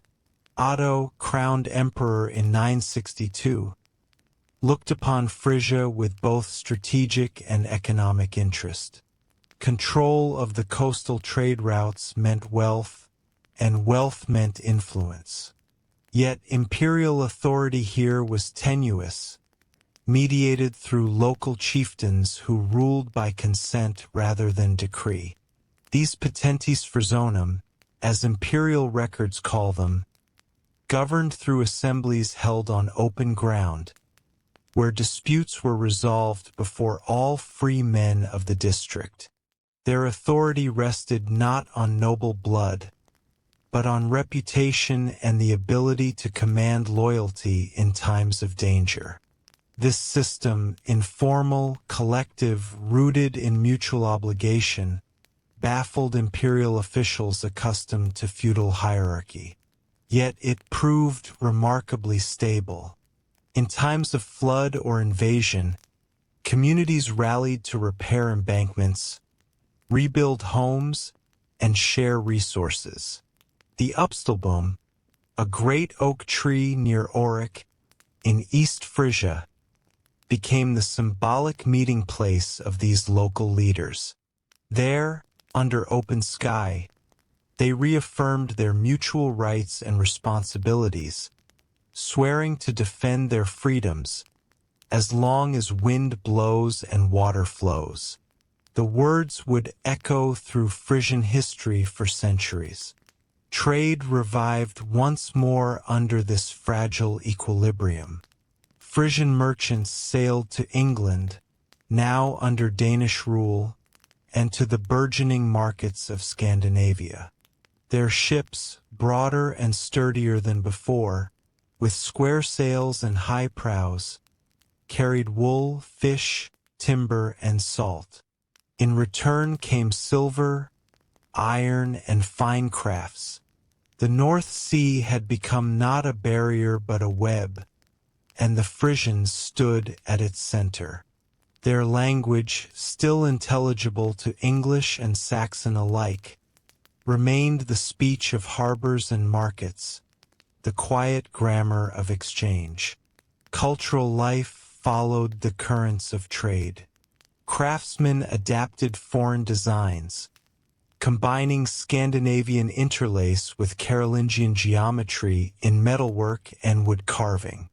Church art absorbed local motifs: waves, birds, spirals reminiscent of wind over marsh grass. Even in devotion, the landscape persisted. Saints' legends told of holy men walking across tidal flats or taming the sea with prayer. Faith in Frisia was never abstract. It was always shaped by the rhythm of water and wind. But stability was never guaranteed. The 10th century closed with new pressures. Sea levels began to rise, subtly at first, then dramatically after great storms that reshaped the coastline. Entire settlements were swallowed by the encroaching tide. Oral tradition speaks of a flood that swept away hundreds of farms and turned fertile land into sea. An event later remembered as the first of the Great Marcellusfloden, or St. Marcellus floods. These disasters did more than destroy property. They reshaped the very consciousness of the people. To live in Frisia was to live in negotiation with the elements, and every generation had to rebuild what the sea had taken. Imperial attention returned in the wake of these floods. Otto II and his successors sent engineers and bishops northward to oversee reconstruction and reassert control. Yet the Frisians accepted imperial aid on their own terms. They took the timber and tools, learned the techniques, and continued to govern themselves. The emperor's writ ended where the ground turned soft again, where the hoof-prints of his horses dissolved into mud. The chronicles from Cologne and Mainz describe the Frisians as faithful yet ungoverned, baptized yet untamed. It was meant as reproach, but in it lay truth. By the century's end, the outlines of a new order had begun to emerge. Feudalism, spreading from the south, failed to take root here. Instead, the coastal communities retained their assemblies, their elective chieftains, and their cooperative labor. It was not democracy as the modern age would know it, but it was freedom, hard-won, pragmatic, and deeply tied to the landscape. Their independence, precarious as it seemed, endured precisely because it was shared among all. The tides withdrew, and the fields re-emerged. Cattle grazed once more on reclaimed pastures. Wooden churches stood beside older pagan sites, symbols not of conquest but of adaptation.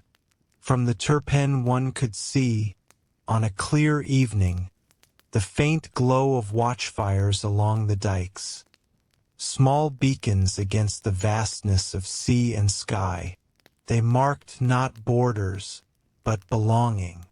The Frisians had survived empire, invasion, and flood.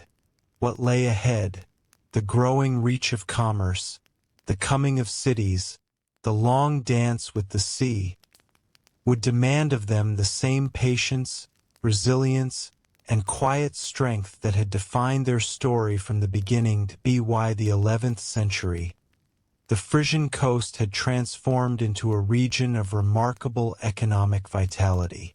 The marshes and tidal flats, once the source of survival alone, had become avenues of wealth, connecting the North Sea with the inland rivers that threaded through the continent. Frisia was no longer merely a frontier of independence. It was a hub of trade, a land whose merchants, sailors, and craftsmen wielded influence far beyond their humble villages. The port of Dorstad, which had suffered repeatedly from Viking raids in the previous centuries, was in decline, but other settlements had risen to take its place.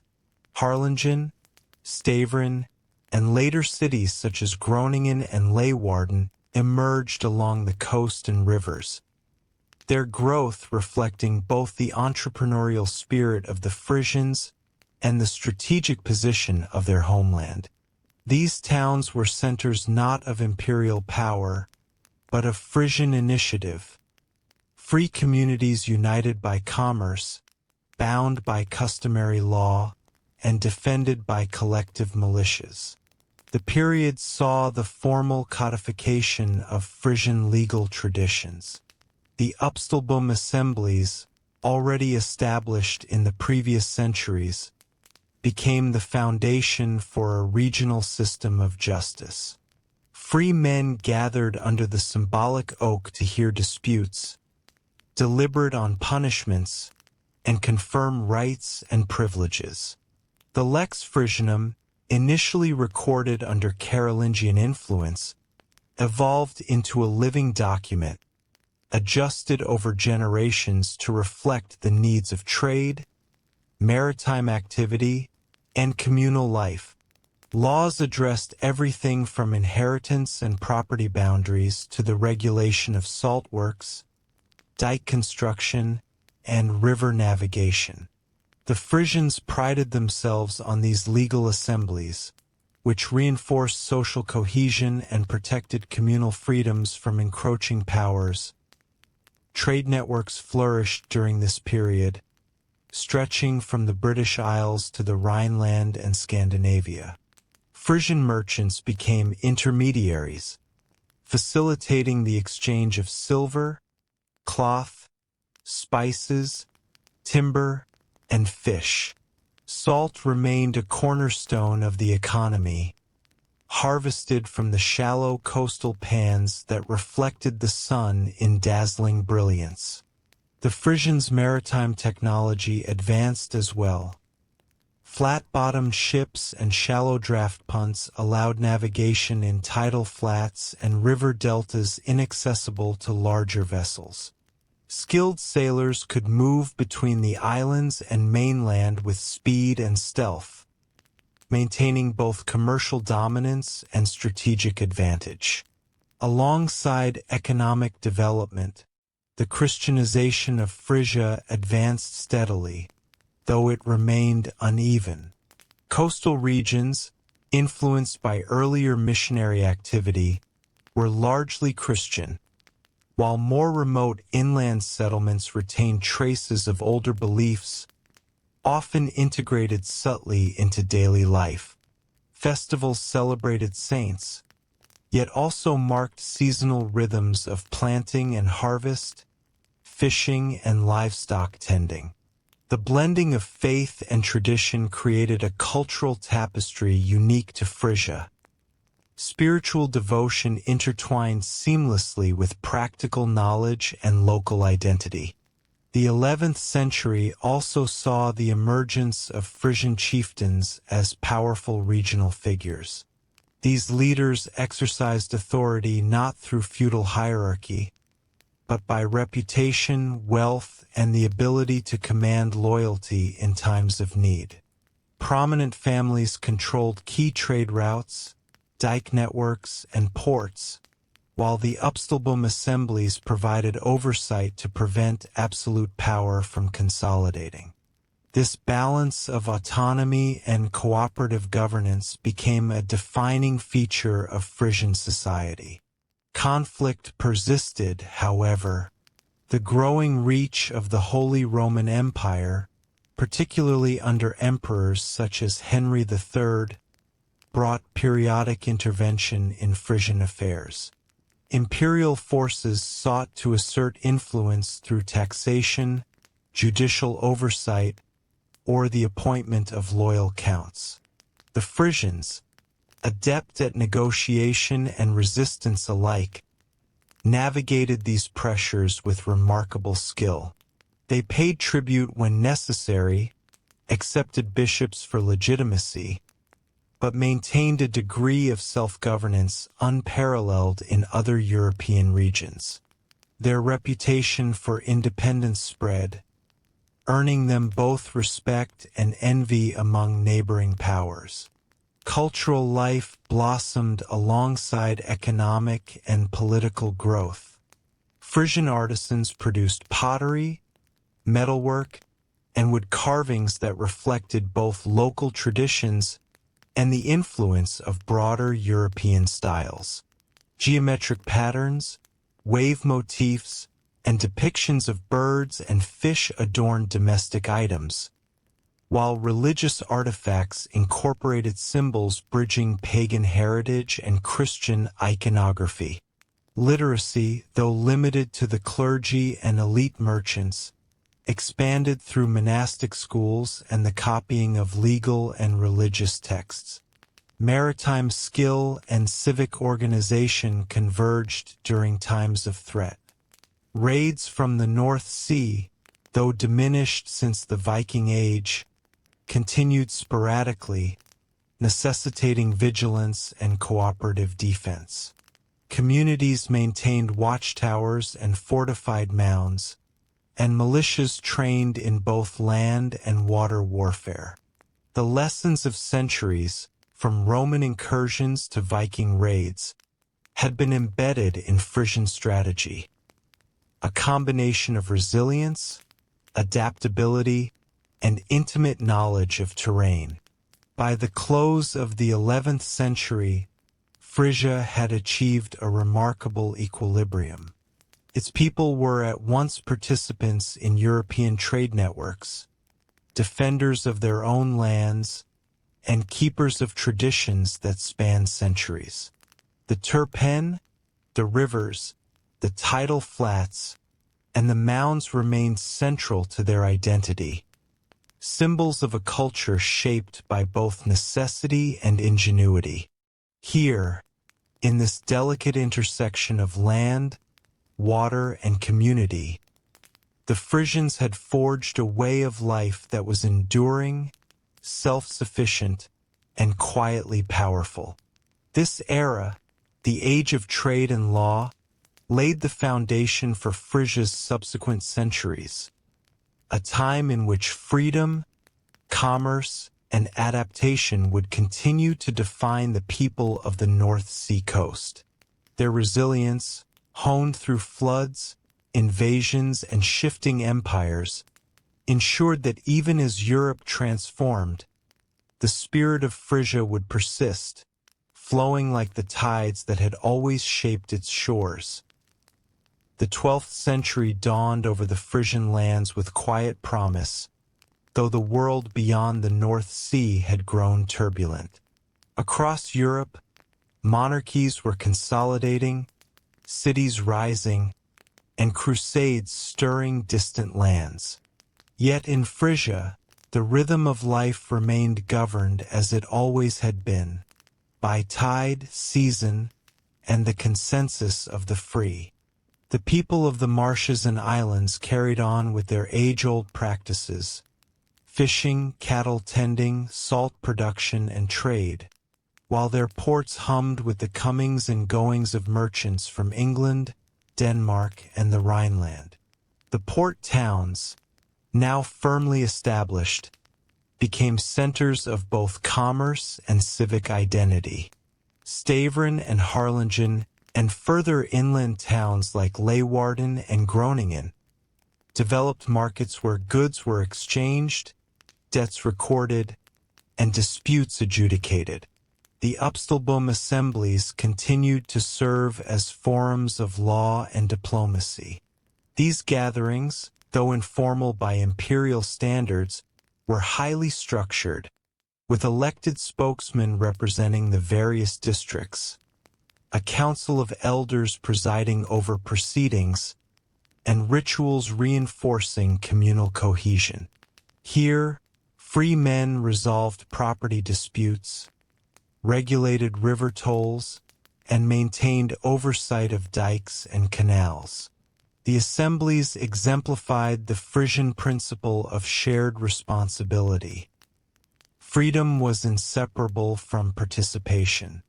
Maritime commerce dominated the Frisian economy. The coastal communities, skilled in navigation, used the rising tide to their advantage, moving ships and cargo between shallow estuaries and deeper waters with precision. Frisian merchants became intermediaries of northern Europe, trading salt, herring, wool, and fish for silver, timber, wine, and luxury goods from the south. Coins from the Holy Roman Empire, Arabic dirhams, and English pennies all circulated along the Frisian coast, testifying to their integration in a transcontinental economy. Yet prosperity brought both opportunity and tension. The 13th century was approaching a time when European monarchies increasingly asserted control over peripheral regions. Frisia's independence, carefully maintained through centuries of adaptation and negotiation, became an object of envy and a target for external claims. The Counts of Holland, seeking to expand northward, eyed the Frisian lands not only for their trade wealth, but also for their strategic position along the coast. The Frisian response was a blend of diplomacy and defense. Local chieftains, often in alliance through marriage or mutual interest, coordinated to maintain autonomy. Militias trained to defend the Terpen and fortified villages, ready to repel forces who underestimated the advantages of tidal flats and narrow waterways. This decentralized military organization reflected centuries of experience. Just as the Frisians had resisted Roman legions and Frankish armies, so too would they adapt to the pressures of feudal lords and emerging principalities. Religious life also shaped Frisian society. By the 12th century, Christianization was largely complete, though the old ways left subtle traces. Saints' feast days were observed alongside older festivals marking the tides, harvests, and migratory patterns of birds. Monastic communities, particularly along the rivers and islands, acted as centers of literacy, education, and economic innovation. They maintained chronicles, recorded laws, and offered spiritual guidance, while also assisting in the construction of dikes, sluices, and bridges. These communities became indispensable intermediaries between secular power and local Frisian society. Craftsmanship and cultural expression flourished. Pottery, weaving, and metalwork retained traditional motifs. Waves, birds, interlacing lines, while incorporating influences from trading partners. Churches and parish halls became repositories of both faith and artistry, adorned with carvings and murals that fused Christian symbolism with elements of Frisian identity. Even the layout of towns reflected environmental adaptation.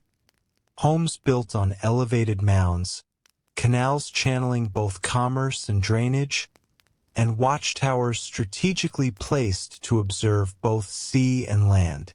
The legal traditions of Frisia continued to evolve, balancing continuity with pragmatism. The Assemblies codified rights and responsibilities related to flood defense, trade regulations, and maritime law. Disputes over river usage, fishing grounds, and salt works were resolved communally, with fines and compensations carefully calibrated to restore social equilibrium. Scholars later noted that the Frisian approach to law, rooted in local consensus and environmental realities, was distinct from the feudal norms that dominated neighboring regions. By the middle of the century, the Frisian territories could be described as a patchwork of semi-independent districts. Western coastal marshes, central claylands, eastern islands, and the northern archipelago. Each maintained its own assembly and chieftains, yet a shared culture and language bound them together. This decentralized structure, though seemingly vulnerable, was remarkably resilient. The sea, the tides, and the communal bonds provided both defense and cohesion, making direct conquest costly and complicated. Conflict with external powers was intermittent but persistent. Counts of Holland attempted campaigns into the western Frisian lands, while the bishops of Utrecht sought to extend ecclesiastical authority. In every instance, the Frisians relied on the knowledge of their landscape. Channels too narrow for enemy ships, marshes too soft for cavalry, and mounds that could withstand siege engines. Victory was often a matter of endurance and clever maneuvering rather than open battle. Despite the pressures of trade, religion, and external ambition, Frisian society maintained a remarkable balance. Communities were structured around shared responsibilities: dike maintenance, flood preparation, and resource management. Economic and social life remained intertwined with the land, preserving a relationship with the environment that had been central since the earliest settlements.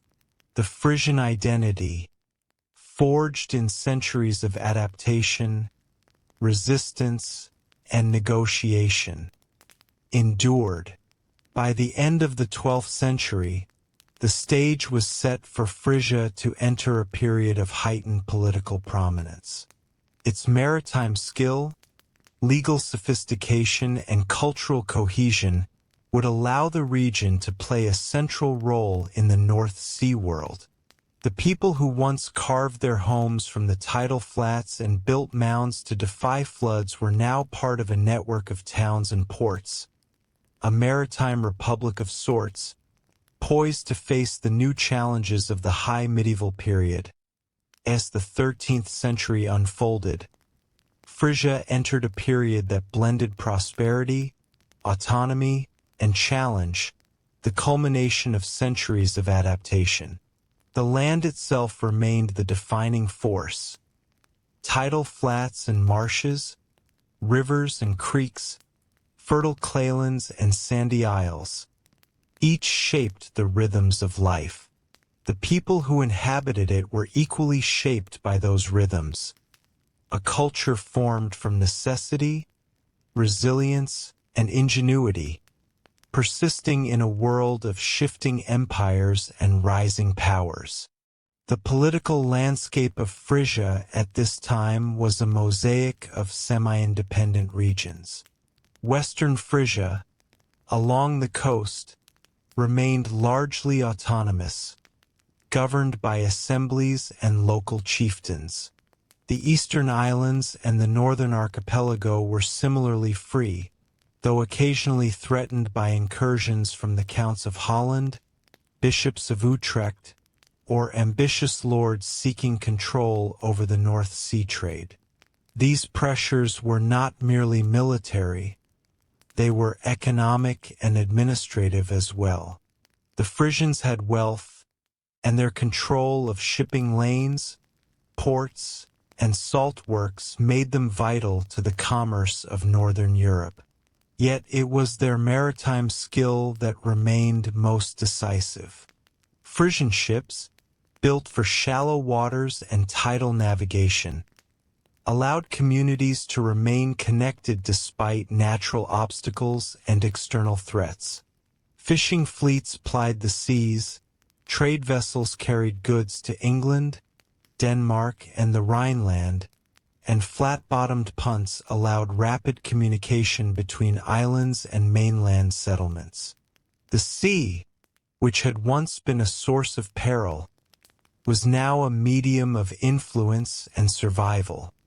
Frisian merchants became not only traders but diplomats and negotiators, capable of bridging cultures, languages, and political systems.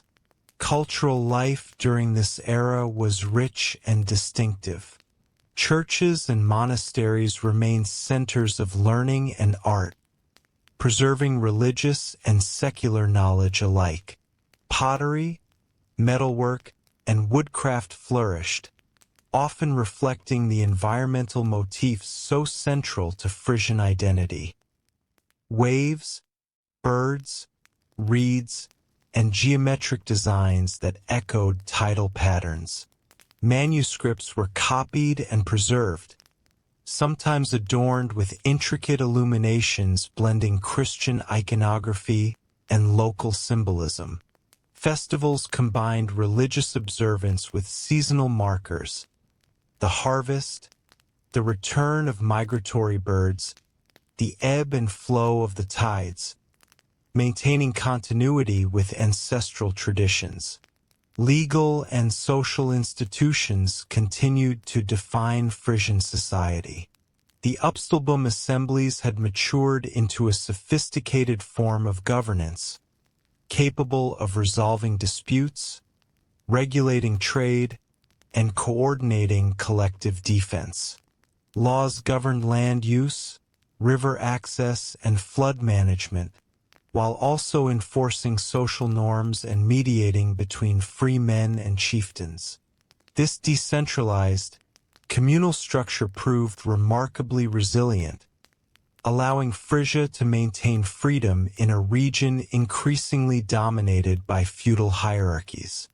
The principle that no man could be subjugated without consent, famously summarized as Frisian Freedom, became a core identity marker, celebrated in both oral tradition and written law.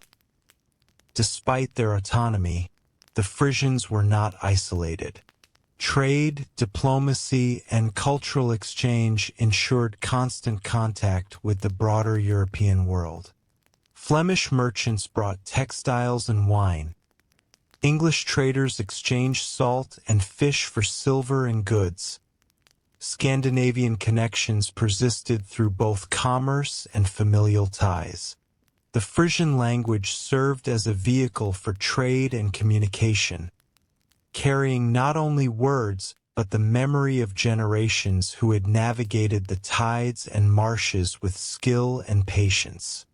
Environmental challenges persisted, reminding the Frisians of the fragility of their homeland.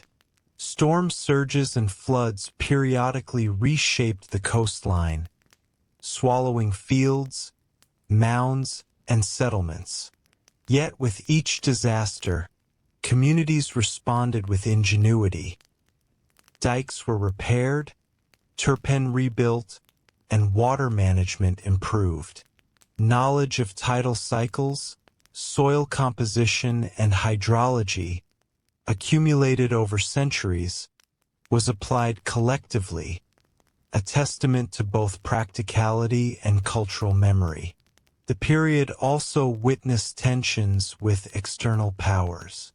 Attempts by the counts of Holland and bishops of Utrecht to impose feudal control were met with resistance, often coordinated across districts through the Assemblies.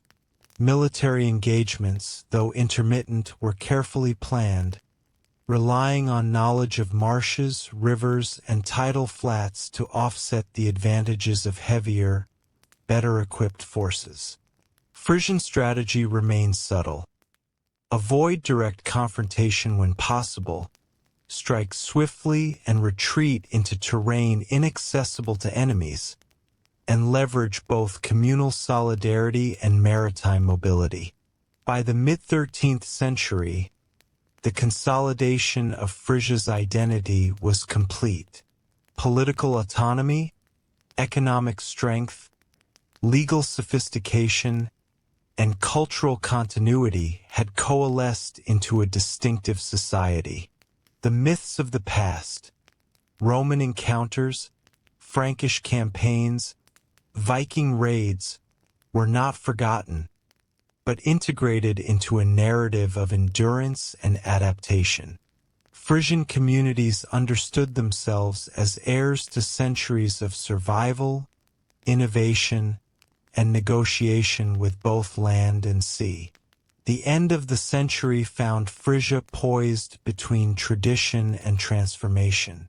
Trade would continue to expand, cities would grow, and the pressures of neighboring powers would intensify.